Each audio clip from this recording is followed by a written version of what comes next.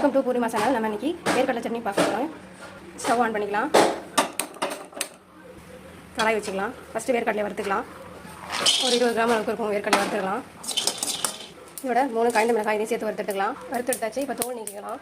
இப்போ வெங்காயத்தை நம்ம வதக்கி எடுத்துக்கலாம். எண்ணெய்ட்டு கடலை ஆறிக்கிட்டு இருக்கு. ஆற வச்சு தூள் நீக்கி எடுத்துக்கலாம். 10 சின்ன பலாரி எடுத்துருக்கேன். 10 சின்ன பலாரி எடுத்துருக்கேன். அதை வதக்கிக்கிறேன்.